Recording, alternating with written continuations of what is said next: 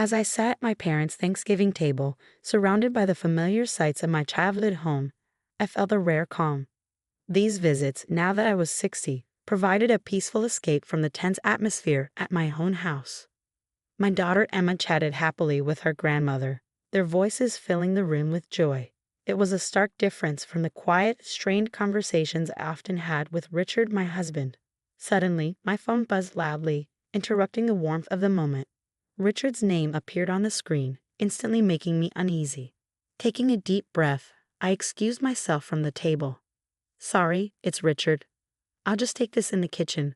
But as I stood up, I accidentally activated the speakerphone. "Hey Elaine, enjoying yourself there?" "Well, don't bother coming back." Richard's voice sounded oddly cheerful, echoing through the room. I froze, holding the phone as his words hung in the air. "What do you mean, Richard?"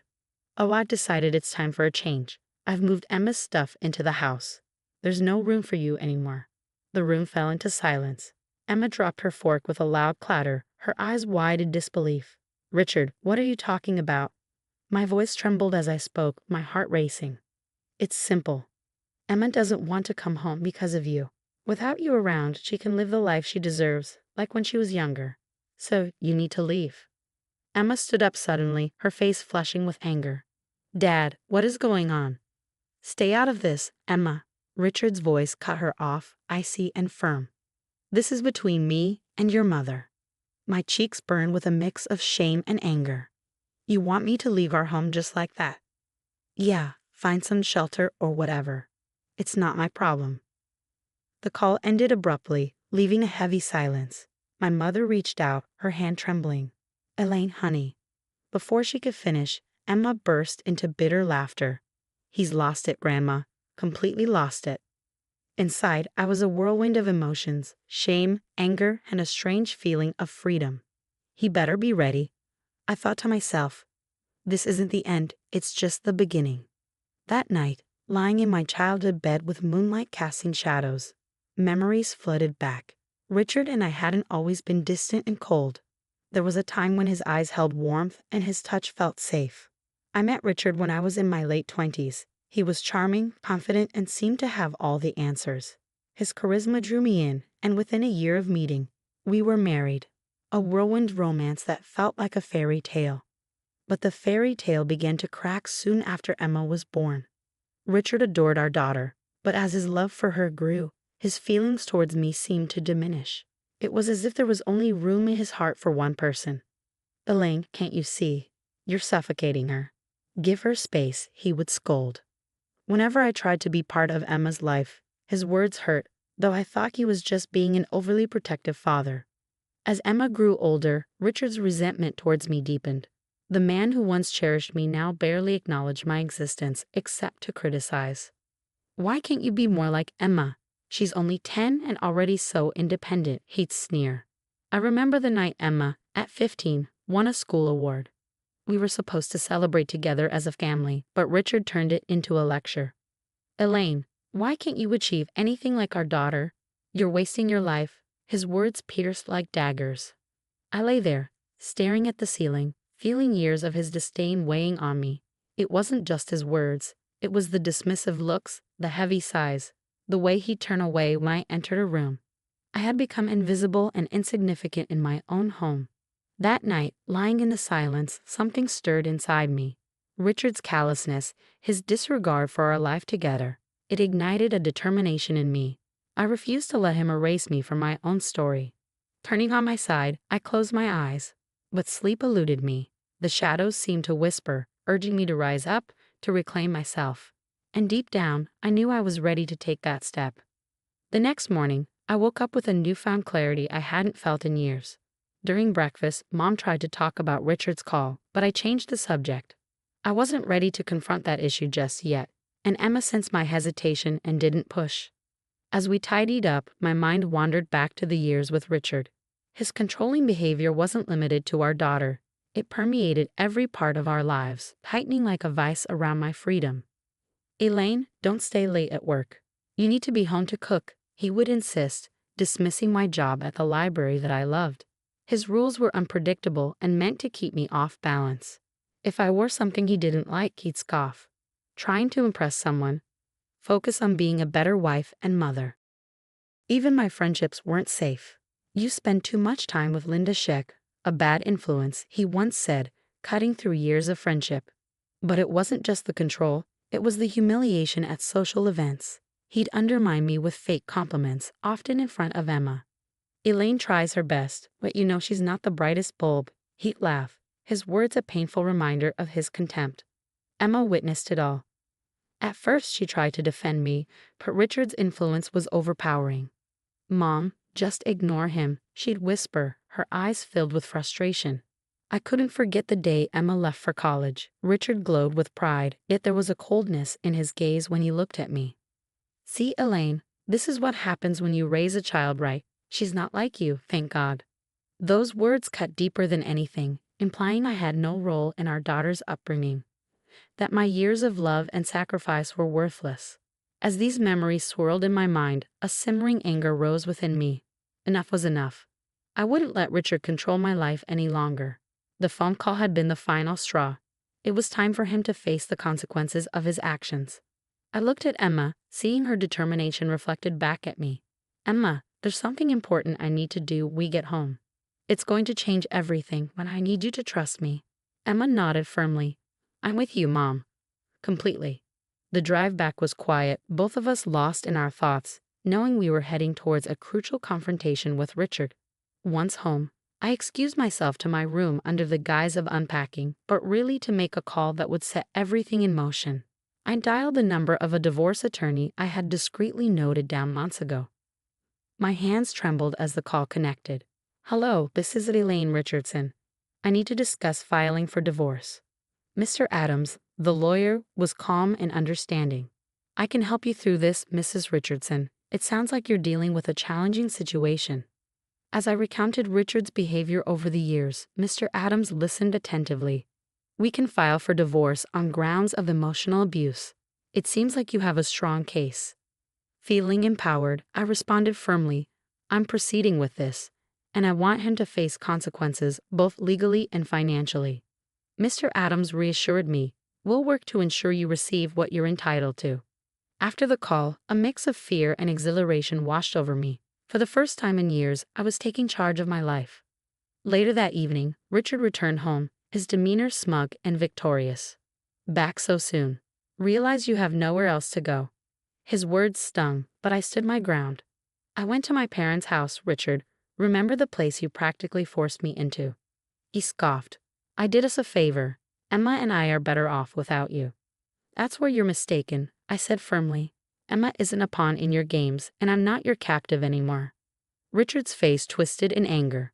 "What nonsense are you talking? You think you can survive without me?" Meeting his gaze, my resolve remained steady. "Watch me."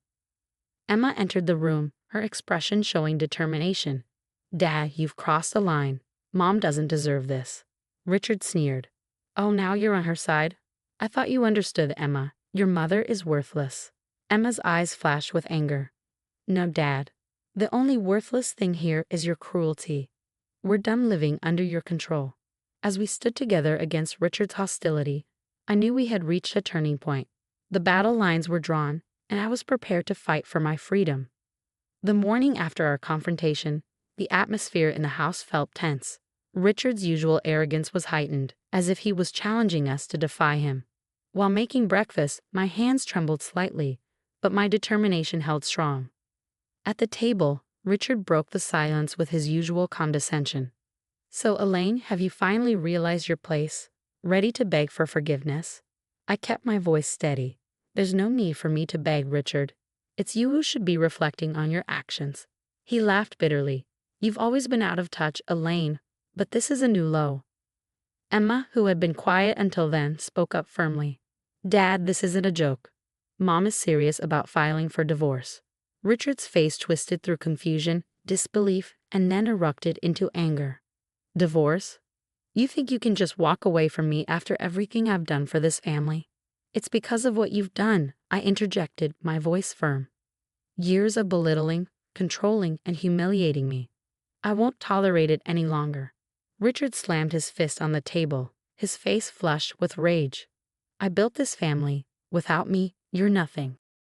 Emma stood up abruptly, her chair scraping loudly. You didn't build this family, Dad. You've torn it apart. And Mom isn't just something. You've treated her like nothing. His eyes darted between us, a wild intensity growing. You're ganging up on me, your own husband, your own father. This isn't about sides, Richard, I said evenly, the turmoil churned inside me. What you've done is unforgivable. Richard's bitter laugh filled the room. You think you can leave and everything will be fine. You have no clue what's coming. I met his gaze firmly. I know exactly what I'm facing, freedom from you. Emma stood beside me, resolute. We're done with your control, Dad. It's over. Richard abruptly stood, his chair crashing behind him. You'll regret this, both of you. You have no idea what I'm capable of. As he stormed out, the tension he left behind was suffocating. But in that tension, there was also a profound sense of liberation. The battle had begun, and I was ready to fight for my freedom, my dignity, and my daughter's future. The days after our confrontation with Richard were a whirlwind of activity. I met with Mr. Adams multiple times, meticulously planning the divorce proceedings. We'll ensure you receive what's rightfully yours, Elaine, both financially and legally, Mr. Adams assured me. Richard's reaction to the divorce papers was explosive. He barged into the house one evening, papers in hand, his face a mask of rage. You're really going through with this? Do you even understand what you're doing, Elaine? I faced him calmly, despite my inner turmoil. Yes, Richard, I do. For the first time in years, I'm making a decision for myself.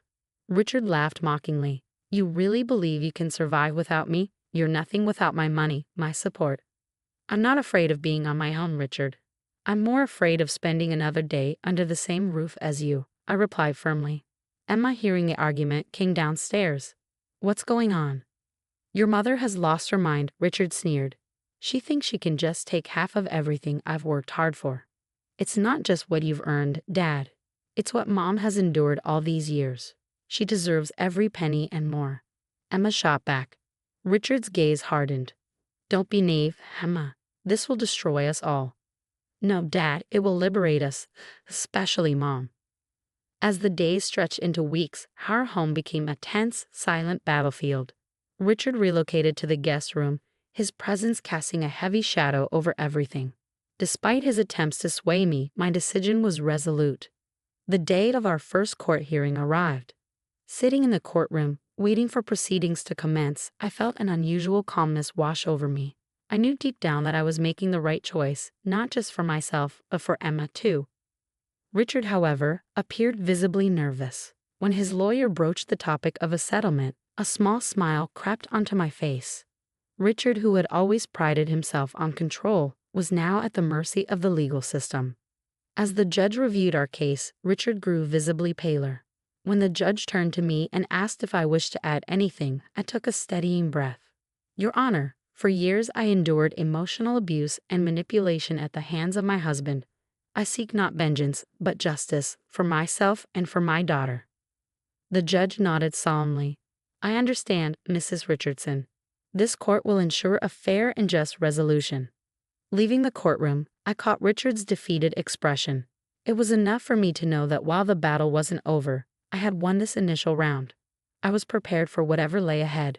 In the weeks that followed, my life felt like it was constantly under scrutiny, analyzed by lawyers and the court. But with each passing day, I felt stronger, more in control of my own destiny. Richard's attempts to intimidate me grew more desperate and less effective over time. The final court hearing became a day I both dreaded and eagerly awaited. As Richard and I sat across from each other in the courtroom, I couldn't help but reflect on the man I once loved, now a stranger filled with bitterness. The judge's voice was unwavering as he delivered the verdict. The court rules in favor of Mrs. Richardson. Mr. Richardson, you are obligated to pay alimony and half of your assets. Richard's face twisted in shock and anger. He abruptly stood up, his chair crashing to the ground. This is ridiculous. She doesn't deserve a single penny. Mr. Richardson, control yourself, the judge admonished firmly. The court's decision is final. As we exited the courtroom, Richard's parting words dripped with venom. You'll regret this, Elaine. You think you've won, but you haven't seen the end of me. But I no longer feared him. His once cutting words now sounded hollow and powerless. Over the following months, I secured a small apartment near Emma's place. I began a new job at a local library, a place that always brought me solace. The alimony from Richard provided me with a financial independence I hadn't known in years. Emma and I grew closer, our relationship no longer overshadowed by Richard's presence. She flourished in her career and personal life, a stark contrast to the fearful young woman she once was. As for Richard, the last I heard, he was leading a diminished life, his pride and finances greatly reduced. His attempts to reconnect with Emma and me were met with silence. The man who once wielded so much power over us now exists only as a memory, a faint echo of the past. Often, I sit on my balcony with a cup of tea, gazing out at the tranquil neighborhood. Here, I found a sense of peace and purpose that eluded me for so long. Emma visits frequently, and we share conversations about everything and nothing. Our bond, forged in adversity, has grown unbreakable. Looking ahead, I face the future with hope and a profound sense of freedom. Emerging from the shadows of my past, I've grown stronger and more resilient. I've come to understand that sometimes the most challenging battles lead to the greatest triumphs. As for Richard, he remains nothing more than a distant echo, a reminder of a life I once lived and the strength I discovered in leaving it behind.